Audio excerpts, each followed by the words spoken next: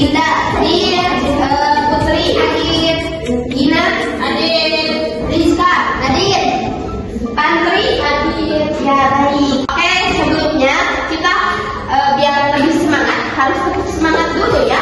Tepuk semangat. Dang dang dang. Ding ding ding. Duk duk duk. Dang dang dang dang dang. Ding ding ding ding ding. Duk duk duk duk duk. Ya. Oke. Kan kalian sudah dibagi kelompok. Kalian sudah menanam biji kacang hijau. Apakah pertumbuhannya berbeda-beda? Beda. Oke, jadi hari ini kita akan mengukur dan mengamati hasil pertumbuhan yang kalian tanam berkelompok. Kan, anak, kali ini kita akan duduk berkelompok dahulu untuk mengukur dan mengamati hasil tanaman yang kalian telah tanam. Kelompok yang pertama ada Nende, Najwa, sama Anida dan Susanti. Terus yang kelompok kedua ada Rizkia, Siti Rukia, sama Putri. Nah, selanjutnya ada Gina, Rizka, sama Linda. Oke, berikutnya bisa berkelompok. Oke, ini bagiin dulu ya PPD-nya. Nanti kalian isi setelah diamati. Kelompok 1, kelompok 2, kelompok 3. Kalian mengumpul ulangan pembaris. Setelah hasilnya ada, kalian bisa catat di LKPD yang telah Ibu berikan. Oke, Ibu.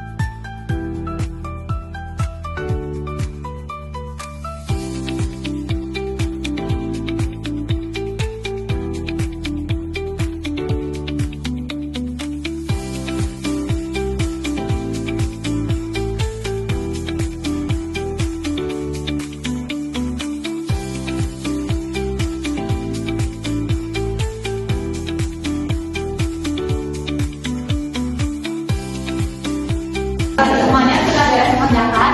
Sudah. Selanjutnya Ibu akan menjelaskan. Di sini ada gambar membandingkan kondisi tanaman saat awal pertumbuhan dan setelah pertumbuhannya.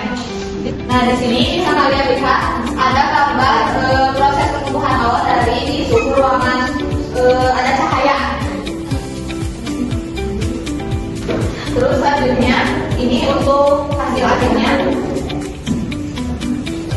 Di sini ada banyak pertumbuhannya, mulai dari akar, batang, dan daunnya bisa terlihat oleh kalian.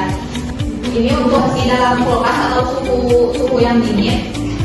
Kalau di dalam suhu yang dingin, biji kacang tumbuhnya sangat lambat ya, nggak terlihat jelas si akarnya. Nah, di sini selanjutnya ada pertumbuhan tanam di cahaya gelap atau tidak ada cahaya. Bisa kalian lihat. Dan ini hasil akhirnya. Tumbuhnya sangat baik. Sebelum Ibu tanya ya hasil dari yang kalian tanam kacang hijau, bahwasanya tumbuhan itu seperti kita ya, bisa berakar, terus bertumbuh kembang, terus bertumbuhan makanan.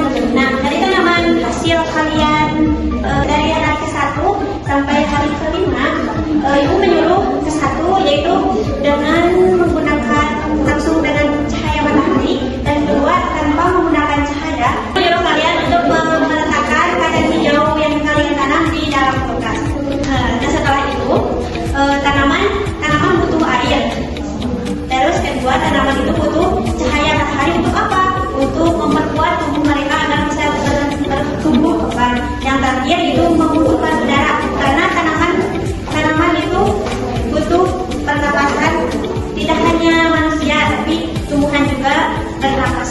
Setelah kalian duduk berkelompok, Ibu akan bertanya kepada masing-masing kelompok untuk menjelaskan hasil pengamatan kalian dari hari ke-1 sampai hari ke-5.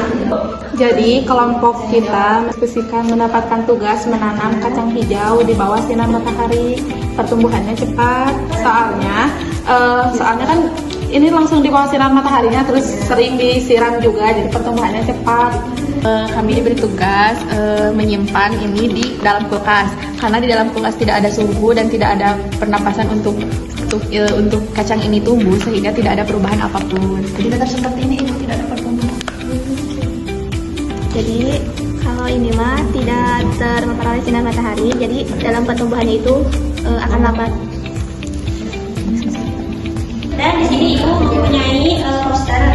Ban yang kalian tanam itu di bawahnya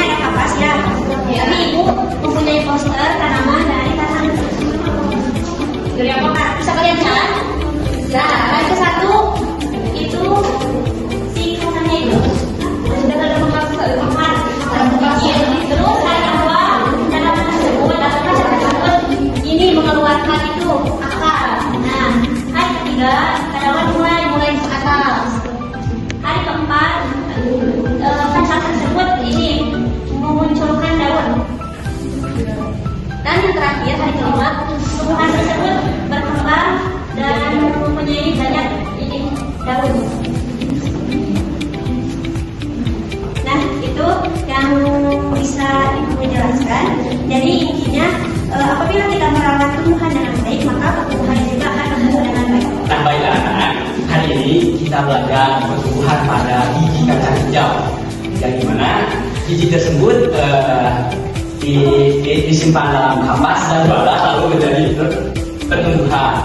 Nah, dari kegiatan ini kita belajar bahwa tanaman adalah makhluk hidup yang perlu diperhatikan dan dijaga. Kalau kita rajin merawatnya, tanaman juga akan sehat. Begitu sebaliknya, kalau misalkan kita seenaknya dan tidak dirawat, maka tanaman akan sehat. Kita ambil contoh dari Sumatera. Banjir Sumatera itu gara-gara kerusakan alam, yang dimana kebun-kebun sawit itu ditebang.